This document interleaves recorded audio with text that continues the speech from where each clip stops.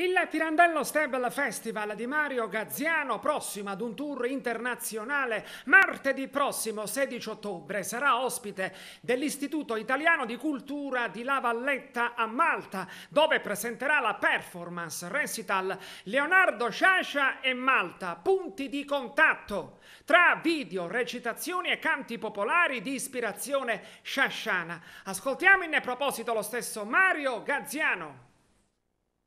Sì, andremo a Malta e ci esibiremo, proporremo una performance a Malta presso l'Istituto Italiano di Cultura di La Valletta. Siamo stati invitati anche quest'anno dall'ambasciatore italiano a Malta, dottore San Martino, proponendo appunto una performance legata alla 17ª settimana della lingua italiana nel mondo che l'Istituto Italiano organizza proprio alla Valletta,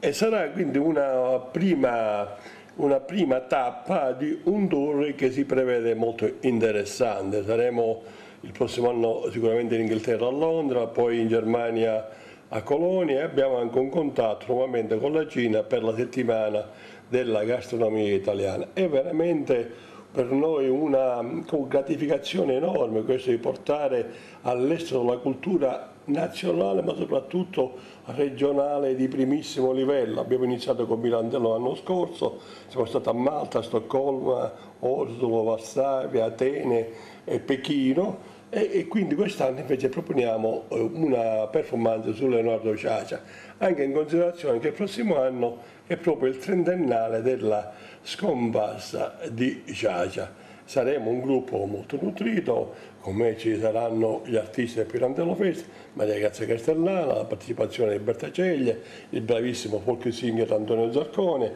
ancora Totò e Nocera Bracco e Alfonso Marchiga. Quindi il 16 saremo a Malta.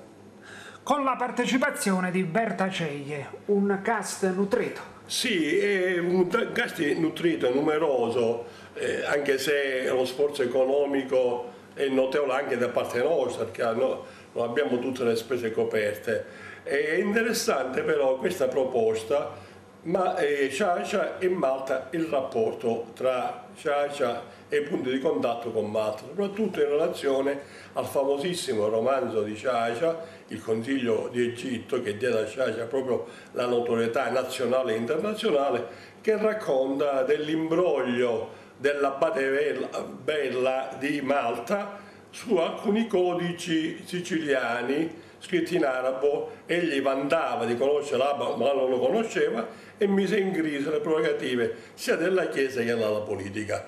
Il programma si articola velocemente con un video appunto in inglese e in italiano su Sciascia e Malta e punti di contatto, su Sciascia il cinema internazionale con i film con attori internazionali oltre che famosissimi attori italiani, poi con il monologo di Totò Nocera da Ciascuno il suo, il monologo di Maria Grazia Castellana da Morte dell'Inquisitore, un monologo canto di Berta Ceglia da Fraddeco la mattina, e ancora Alfonso Marchica un monologo da l'onorevole, proprio questo monologo sull'eloquenza e il valore della parola in rapporto proprio alla settimana della lingua internazionale.